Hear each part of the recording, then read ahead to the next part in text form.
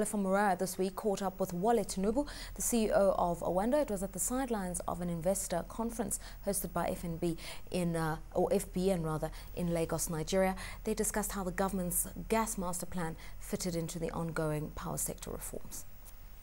Good step in the right direction. I mean, first things first, in order for us to be able to deal with the power shortfall in the country, people need to have an enabling environment to produce gas, transport gas, distribute gas at levels in which the investment is guaranteed. And one of the challenges we've had here is that it's sort of like a curse and a blessing. Plenty of associated gas. The majors who produce the oil, the bulk of the oil, export the liquids. The gas used to be flared, and very, very little distribution capacity.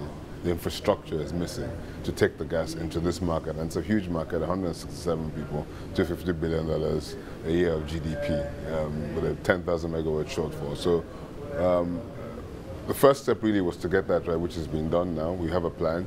We have a regulated price in terms of, and it's a minimum guaranteed price which a producer will get, which is $1 for till the end of this year and $1.50 from next year. So we do have a robust plan.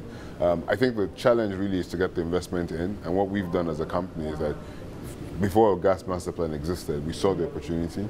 We were able to secure a joint venture with the National Oil Company to take gas off their equity gas from the majors, and we built two major pipeline systems, and one in Lagos where we have a 60 million standard cubic feet of gas passing through, and we sell gas to all the major industries in Nigeria, from Heineken's or Nigerian breweries to Dangote Industries to the flour mills. All the major industries all offtake gas and generate something like 600-700 megawatts of power using our gas, so that they can then power their own factories and process equipment. You spoke earlier about the importance of localizing power projects. Give us your thoughts on that.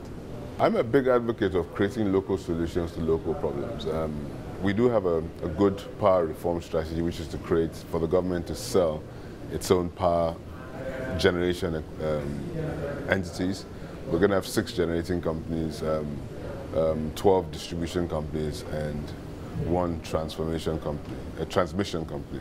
Now, it works out, the structure is good, the assets will be bundled and sold, but I think the next challenge would be, the first thing is, how do you migrate our current subsidized electricity pricing to a commercial pricing? And the multi-year tariff order is being put in place to ensure that over a 2-3 year period, the government will pay the difference, I think, between commercially generated power and the subsidized current low tariff. Personally, I believe the tariff needs to be increased first, and adding another layer of subsidy is the wrong strategy for us right now, because we are already spending that same amount of money in secondary power generation, which is very expensive, which is diesel power or low power fuel oil by most institutions.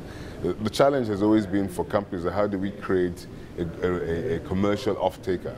And what we've done is put together captive power projects, by building pipeline systems to industries who we're happy with their risk. Now, the question is, how do you transfer that to a public power solution? And the real key to it, if you ask me, is to create isolated subdivision zones where you can take gas to via pipeline and have small to medium-sized power plants running. So, I mean, one of the pilot schemes we're looking to do is to do Calabar, which is a city in Cross River state, and that probably would require about 100 megawatts of power. We already have the pipeline in place. That can be taken as a sub-distribution zone, and we can work with the government towards using that. So we have a captive customer in the collective